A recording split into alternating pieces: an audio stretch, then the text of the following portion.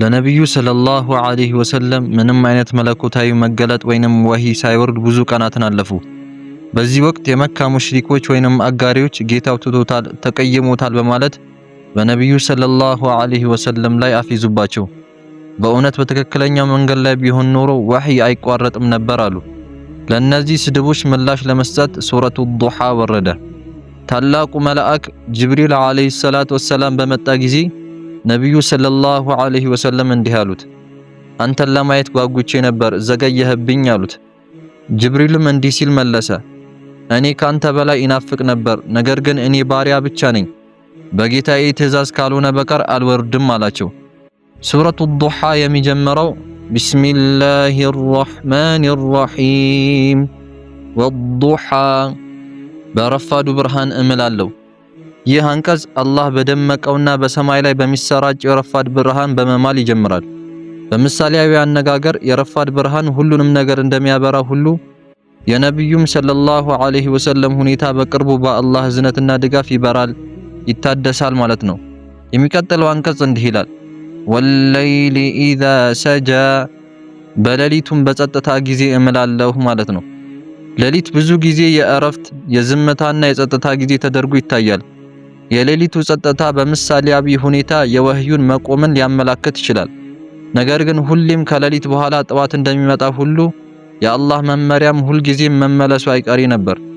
የሚቀጥለው አንቀጽ ማ ወደዐከ ረቡከ ወማ ቀላ ጌታህ አልተወህም አልተቆጣህም ማለት ነው። ይህ አንቀጽ በነብዩ ሰለላሁ ዐለይሂ ወሰለም ላይ ለሚያፊዙ ምላሽ ሲሆን አላህ ሱብሓነሁ ወተዓላ እንዳልተዋቸውና እንዳልተቆጣባቸው ያረጋግጥላቸዋል። ይህ የሚያሳየው ወህዩ ለጊዜም ቢቋረጥም እንኳ ነብዩ ሰለላሁ ዐለይሂ ወሰለም ሁልጊዜም በአላህ እንክብካቤና እዝነት ስር እንደነበሩ ነው። የሚቀጥለው አንቀጽ ወለልአኺረቱ ኸይሩን ለከ ሚነል ኡላ መጨረሻይቱ ዓለም ከአሁኒቱ ይበልጥ ለአንተ በላጭ ናት ማለት ነው። ይህ አንቀጽ አንድ እርምጃ ራቅ ብሎ ሲያብራራ ነብዩ ሰለላሁ ዐለይሂ ወሰለም በዚህች ዓለም የአላህን እንክብካቤና እዝነት ቢኖራቸውም የወዲያኛው ዓለም ግን ይበልጥ ታላቅ እንደሚሆን ያጎላል።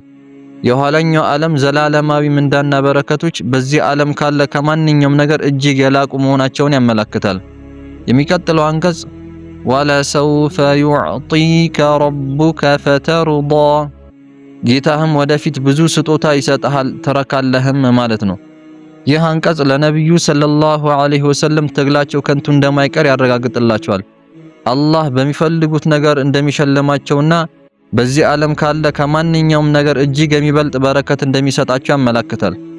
የሚቀጥለው አንቀጽ አለም የጂድከ የቲማን ፈአዋ የቲም ወይንም ወላጅ አልባ ሆነ አላገኘህምን መጠጊያንም አልሰጠህምን ማለት ነው። ይህ አንቀጽ ነብዩን ሰለላሁ ዐለይሂ ወሰለም ስለ ቀድሞ ህይወታቸው ያስታውሳቸዋል። አላህ ወላጅ አልባ በነበሩበት መጀመሪያ ወላጆቻቸው ቀጥሎም አያታቸውን ባጡበት ወቅት እንዴት እንደተንከባከባቸው ያስታውሳል። ሆኖም አላህ ሱብሓነሁ ወተዓላ መቼም ቢሆን ብቻቸውን አልተዋቸውም፣ ሁልጊዜም ያስፈልጋቸውን አሟልቶላቸዋል። ይህ አንቀጽ ለነብዩ ሰለላሁ ዐለይሂ ወሰለም አላህ ባለፈው ጊዜ እንደተንከባከበ ሁሉ በህይወታቸው ምዕራፍ ሁሉ ድጋፍ እንደሚቀጥል ያረጋግጥላቸዋል። የሚቀጥለው አንቀጽ ወወጀደከ ضالًا ፈሃዳ የማታውቅ ሆነህ አላገኘህምን መራህም መመሪያንም ሰጠህ ማለት ነው። ضال የሚለው ቃል በአጠቃላይ የጠፋ የተሳሳተ ወይንም መንገድ የሳተ ማለት ነው። ሆኖም በዚህ አንቀጽ ላይ ነብዩ ሰለላሁ ዐለይሂ ወሰለም በእምነት ረገድ ተሳስተው ነበር ማለት አይደለም። ይልቁንም መለኮታዊ መገለጥ ወይንም ወህይ ከመቀበላቸው በፊት ስለ እሱ ዝርዝር ዕውቀት እንዳልነበራቸው የሚገልጽ ነው። አንዳንዶች ይህንን አንቀጽ ሲተረጉሙ ነብዩ ሰለላሁ ዐለይሂ ወሰለም በሰዎች መካከል የጠፉ ነበሩ ይላሉ። በእምነት ሳይሆን ሰዎች ትክክለኛ ደረጃቸውን ባለማወቃቸው በሚል ትርጉም ነው። በዚህም መንገድ አላህ ሱብሓነሁ ወተዓላ እንደ መልእክተኛነታቸው እንዲያውቋቸው መራቸው የሚል ትርጉም ይሰጣሉ። የሚቀጥለው አንቀጽ ወወጀደከ ዓኢለን ፈአግና ችግረኛ ሆነህ አላገኘህምን አበለጸገህም ማለት ነው።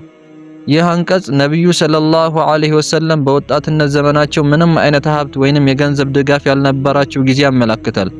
ሆኖም አላህ ሱብሓነሁ ወተዓላ እጅግ ባለጸጋ ከነበሩት ከኸዲጃ ረዲየላሁ ዐንሃ ጋር ጋብቻ እንዲመሰርቱ በማድረግ በረከቱን ሰጣቸው። ይህ ጋብቻ የገንዘብ መረጋጋትን ብቻ ሳይሆን ለተልእኳቸውም የጥንካሬና የድጋፍ ምንጭ ሆኗቸዋል። የሚቀጥለው አንቀጽ ፈአመል የቲመ ፈላ ተቅሀር፣ የቲምንማ አታሳንስ አትበድል ማለት ነው። የሚቀጥሉት አንቀጾች ለነብዩም ሰለላሁ ዐለይሂ ወሰለም ሆነ ለሁላችንም የሚሆን 3 አስፈላጊ መመሪያዎችን ይሰጣሉ። የመጀመሪያው መመሪያ በወላጅ አልባዎች ወይንም የቲሞች በደግነትና በርህራሄ ማገዝን ነው። አላህ ሱብሓነሁ ወተዓላ ነብዩን ሰለላሁ ዐለይሂ ወሰለም እሳቸው ራሳቸው ወላጅ አልባ እንደነበሩና ችግሩን እንደሚያውቁት እያስታወሳቸው ለሌሎች ወላጅ አልባዎችም ያንን እንክብካቤ እንዲያሳዩ እያዘዛቸው ነው። የሚቀጥለው አንቀጽ ወአመ ሳኢለ ፈላ ተንሀር፣ ጠያቂንም ለጋሽ ፈላጊን አትገላምጥ አትመልስ ማለት ነው። ሁለተኛው መመሪያ እርዳታ የሚጠይቁትን በደግነትና በለጋስነት ማስተናገድ ነው። ሳኢል የሚለው ቃል እርዳታ የሚጠይቅ ሰው ያመላክታል። የገንዘብ እርዳታ፣ የእውቀት ወይንም የሌላ ማንኛውም ፍላጎት ሊሆን ይችላል። አላህ ሱብሓነሁ ወተዓላ እንዲህ ያሉ ሰዎች እንዳይባረሩ ወይንም በደረቅ ሁኔታ እንዳይስተናገዱ ይመክራል። ይልቁንም በርህራሄና በእንክብካቤ ምላሽ ሊሰጣቸው ይገባል። የሚቀጥለው አንቀጽ ወአማ ቢኒዕመቲ ረቢከ ፈሐዲስ፣ በጌታህም ጸጋ በረከት አውራ ግለጽ ማለት ነው። ሶስተኛው መመሪያ የአላህ ሱብሓነሁ ወተዓላን በረከቶች ስለነሱ በመናገር ወይንም በተግባር ምስጋናን በመግለጽ እውቅና መስጠትና ማጋራት ነው። እነዚህ 3 አንቀጾች ኃይለኛ መልእክት ይዘዋል። ወላጅ አልባ መሆን ምን ማለት እንደሆነ አይተሃል። ስለዚህ መቼም ቢሆን የቲምን አታሳንስ ወይንም ንብረቱን አትበዝብዝ። ችግርና እጦትን አይተሃል። ስለዚህ እርዳታ ፈላጊን አትመልስ። ጌታህም በቸርነቱ ብዙ በረከቶችን ስለሰጠህ እነሱም በማወቅና በማካፈል ምስጋና ገለጽ የሚሉት ናቸው። ሱረቱ ዱሃ የወረደው መገለጥ ወይንም ወህዩ ለጥቂት ጊዜ በመቆሙ ምክንያት ለመካ ሰዎች መሳለቂያ ምላሽ ለመስጠትና አላህ ሱብሓነሁ ወተዓላ ነብዩን ሰለላሁ ዐለይሂ ወሰለም እንዳልተዋቸው ለማረጋገጥ ነው። አላህ ሱብሓነሁ ወተዓላ ለነብዩ ሰለላሁ ዐለይሂ ወሰለም ትግላቸው ከንቱ እንደማይሆንና በዚህ ዓለም ካለ ከማንኛውም ነገር የሚበልጥ በረከት እንደሚሸልማቸው ያረጋግጥላቸዋል። በመቀጠልም ሱራው አላህ ሱብሓነሁ ወተዓላ ከወላጅ አልባነት አንስቶ እስከ መመሪያና ሲሳይ ድረስ ሲያደርግላቸው የነበረውን ተከታታይ እንክብካቤ ያስታውሳቸዋል። ከዚያም 3 ቁልፍ መመሪያዎችን ይሰጣቸዋል። ለወላጅ አልባ ሩህ መሆን፣ ችግረኞችን መርዳትና ለአላህ በረከቶች ምስጋና መግለጽ። ሱራው ለነብዩ ሰለላሁ ዐለይሂ ወሰለምና ለምእመናን ሁሉ የአላህ ዝነትና ድጋፍ ሁልጊዜም አብሯቸው መሆኑን የሚያበስር የተስፋ መልእክት ነው። صدق الله العظيم